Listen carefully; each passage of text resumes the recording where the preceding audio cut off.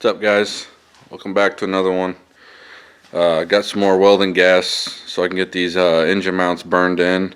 I actually already got them burned in, but here I'll show you guys everything. So they're hard to see without light, but they are fully welded. Everything's sitting pretty nice. I'm going to work on today.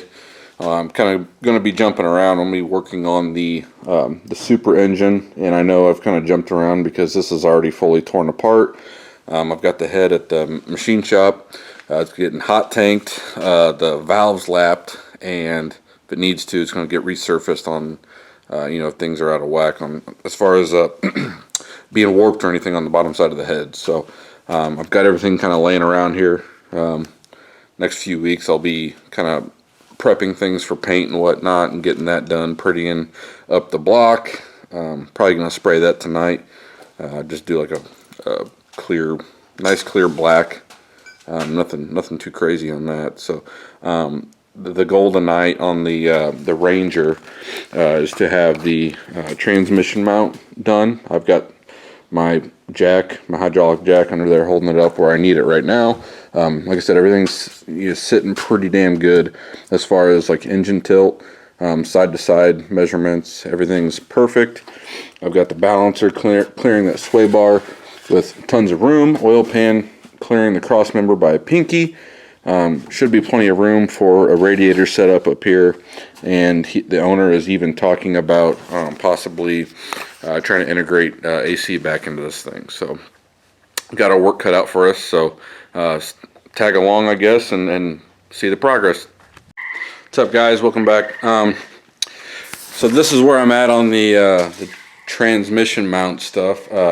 Long story short, before I take you guys under the truck, I did not have a 4L80E trans mount, like polyurethane mount, and so I had one laying around. I have no idea what it was from. It was brand new in the box, but it had these tabs on it, and I chopped these tabs off where like the original mounting holes were on that poly trans mount, and I drilled new ones to fit the 4L80E.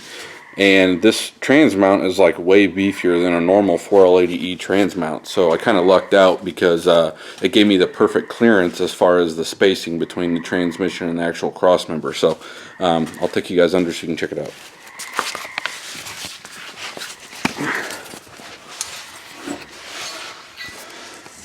So here's that mount, and it's got like the window sealant type rubber injected on the inside, but it's got these metal brackets. So I cut those ears off that were on the ends here. They're obviously for a transmission that mounted out, this far. Cut those ears off, and then I drilled holes right here going to the transmission, and then I drilled some holes in this stock cross member, and there's got two studs sticking right through on the inside here. I'll just go in there with washers and nuts and tighten it up, and I mean, it's at the perfect angle to the pinion. If I have to, I can always put, the studs are plenty long. I can always put washers or spacers in between here. But just to show you guys, bring my light over here so you can see. The factory cross member mounted right here, and you can see all the holes for it. But I had to move it back. The 4-cylinder 5-speed setup was just way too far forward, so I took the cross member off, moved it back where I needed to. I've got it bolted up to the mount, and I'll go ahead and just drill my holes to the frame here, and I'll put nuts and bolts through it, and it should be plenty strong. Drive shaft obviously does have to be shortened. I put it in on the pinion flange back there, and then the U-joint stops like right here. So there's no room for a yoke, so I'm just going to have to get it shortened from the local shop here. But that's where I'm at as far as the transmission goes. I'll show you guys how things look down in the bay. So yeah, I mean, like I said, about the perfect angle. I couldn't ask for much better. So stay tuned. I'm going to get those holes drilled and some bolts and nuts put in there. And I mean, this thing should be sitting in there nice and firmly. So. Alright, I got the bolts, well, got one on each side. I couldn't find nuts for everything, so I'll let you guys check it out. Okay. I got 2 holes drilled. Got got that one just sitting in there. This one's got a nut and a bolt. Other side's got a nut and a bolt. You can probably see it over there, right there. I can relieve the jack now, and everything should be in place. Like I said, the pinion angle is like absolutely perfect. I couldn't ask for much better. So everything's going together pretty well so far. I'm still worried about the steering shaft and what to do, but I'm kind of at the point now where I don't want it to stop the progress I'm making.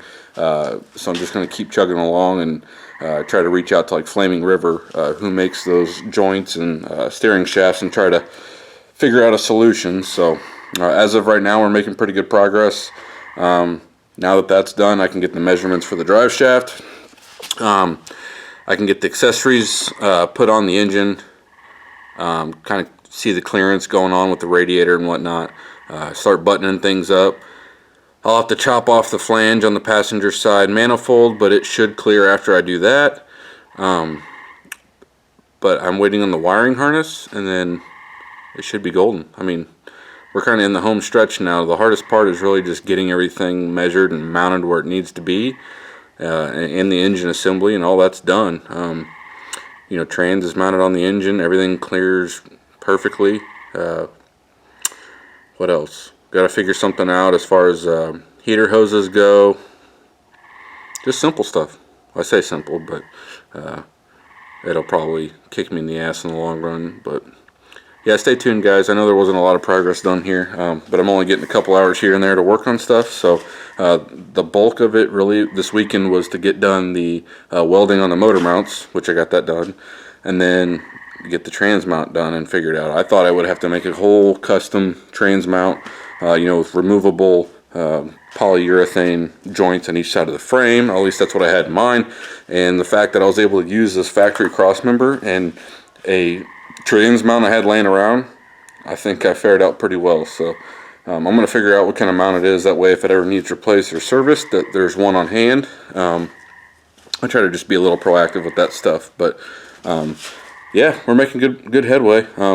Next, I'll probably be working on the engine. I might just, I mean, everything's taped off, but I'll brake clean everything, scuff the surface up, and then probably shoot a little bit of high temp engine paint on it, and just make it look a little better. I'm not going to go and, like, you know, use like a base coat, clear coat type setup on it. So stay tuned, guys. We're making pretty good progress. So,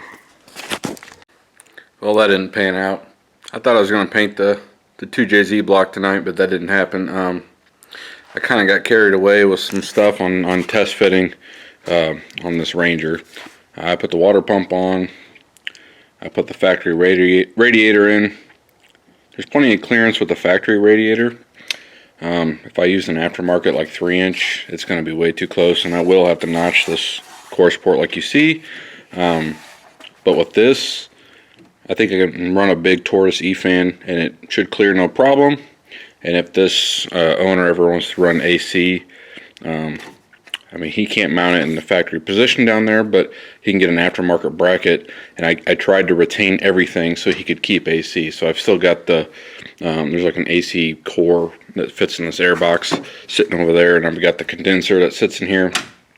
So we could do all that, but I tried to fit the passenger side manifold, didn't quite fit with the flange, chopped the flange off, had to trim a little bit off of there's a little bracket down there for like the top of the upper control arm. I had to trim that just a hair, and then the manifold fit fine.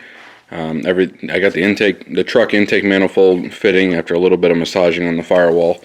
That LS1 intake manifold was mine, but it fits super nice on there. So it's getting late. It's about 10 o'clock. I'm probably going to end the night here. There's a few little things I got to get done on the engine. Probably save that for something during the week, but like your coolant crossover lines and your steam port lines, I need to get those put on. What else? I need to get the rest of the front accessories on, but I don't want to put too many accessories on, because if I do, I have a feeling I probably won't be able to get that manifold in there. And then after that, and like I said, I need to measure for the drive shaft, get that taken to the shop. Need to figure something out for the power steering. wiring harness should hopefully be here this week. I can start routing that. I'm gonna do the best I can to end. So long story short, this is where the engine harness on the factory 4-cylinder plugs into. There's a bunch of pins. So if I can utilize, you know, some key on ignition 12-volt signals from that harness, I'm going to. Long story short, I'm going to try to integrate like an oil pressure sensor and send a forward signal through that harness so it works on the factory dash, because I don't want to be having to use a bunch of aftermarket gauges and stuff like that. But that's the plan. Nothing ever goes as planned, so I'm not holding my breath. But yeah, that's the progress for tonight. Like I said, not much, but I only get a couple hours here and there to work on stuff, so I'll have to get back to the Jay-Z stuff later. It always seems like I'm putting my stuff on hold and doing everybody else's projects. So after this Ranger's done, I'll probably hold off on projects, because I really do just need to work on my own stuff. I get overwhelmed and I have a hard tendency to not say no to people. So after this, I kind of need to stand my ground and just start telling people no and turning down projects, unfortunately. But I mean, it's great content. I love doing it, but there's too many things here at the house that need maintenance that I've not been able to tend to because of stuff like this. So I got a pool I got to open. You know, I got over an acre of grass to mow and maintain. Just normal house stuff, and I've got 2 kids, so nothing comes easy. But yeah, you guys are seeing the progress. If you guys want to see more, just subscribe, like, comment if you got questions. I'll try to get videos out a little bit quicker, but as of right now, the weekends are really my main point of being able to work on this stuff. So I appreciate you guys hanging around. I'm not, you know, a big YouTuber or anything like that, but I like putting the content out there for others to follow. So if you guys are swapping an LS Ranger, you know, follow some of these, and I think it'll make your build a little bit easier. There's really not a whole lot of content out for it, so maybe you guys can pick up little bits and pieces and use them on your build. Like I said, that trans mount was a smart idea, using the factory trans cross member and just moving it back and drilling new holes and putting new bolts in there and retaining a factory style that is an OEM trans mount. I just have to figure out what it went to. But yeah, everything's going pretty smooth so far. It's a tight fit, and it's not like this is an S10. An S10 has a little bit more room, but this is a Ranger. It seems like the frame rails are even more narrow than an S10, so I'm lucky in the sense that I didn't have to notch the cross member or anything as of yet to fit the engine and transmission in. But you know, I sat there, and my grandparents and my parents always told me, you know, measure twice, cut once. I measure 100 times on this, cut once. So I've got the engine, you know, sitting where I need to, and see if I can get a light under here for you guys. I'll show you how. All right, got the light. I'll show you how tight everything is down here. Like the cross member, these have like weird I-beams. You can kind of see the I-beam right there. These I-beams poke out, so I was really worried that the starter wouldn't be able to be installed, you know, from the bottom of the top. But like I said, I tried to measure everything multiple times and make it so I can utilize everything as it was a factory setting. So everything looks like it's going to fit, but I really won't know until the project's done. So you guys just hang around and stay along for the progress. I think you'll enjoy the end outcome. So thank you. Weeks later. What's up, guys? It's been quite a while since that last part of the video.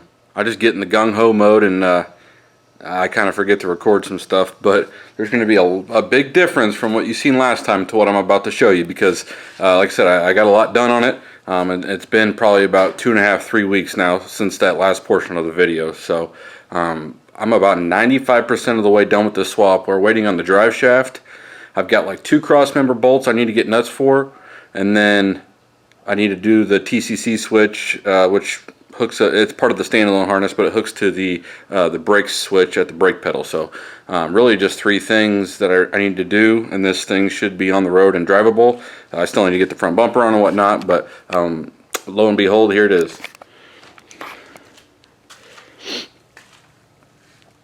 I used a Silverado truck intake, and I ended up cutting it down.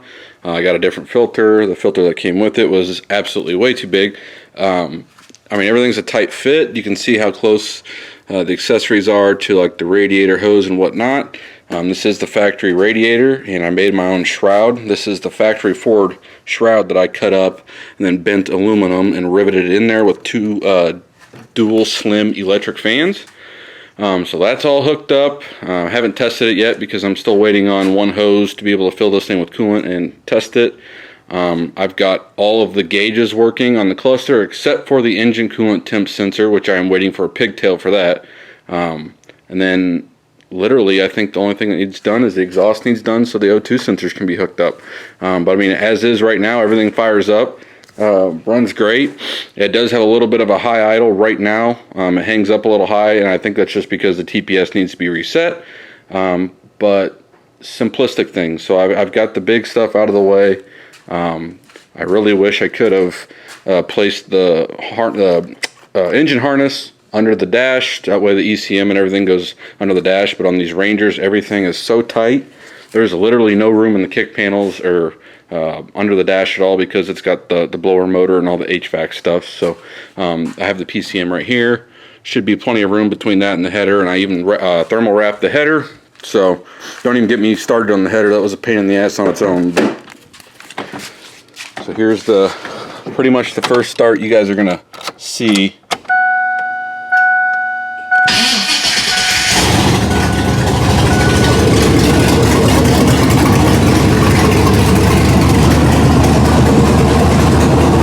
You'll hear the hanging idle.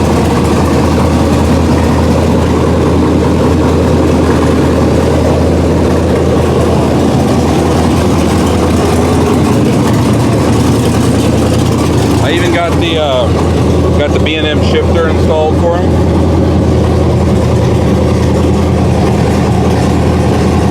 Oil pressure is working. Just need to get engine coolant temp working. Got everything functional off of the factory key. No funky switches. No aftermarket gauges. I just wanted a nice, clean OEM looking swap, and I think we achieved that. I mean, granted, you're going to hear the cam and exhaust when this pulls up next to you, but as far as cosmetically, this thing will look 100% stock from the outside. I went ahead and did all new alternator, water pump, power steering pumps. All the accessories are brand new. It just didn't seem smart to go ahead and use the old stuff because of how it looked. It was just rusty and crusty. So anyways, swap is, I'd say, 95% of the way complete, so I will bring you guys back for another video once I get like the front bumper on and the grill and the drive shaft in, and we'll go for a cruise in this thing and see how it does. It's already got a 488 in the rear end, like I've mentioned before, so it should scoot pretty good and it should hook up because it's got pretty fat tires on the rear as well. It should be a pretty fun street truck. It should be a right around 400 horse NA to the wheels with the cam and it being an LQ4.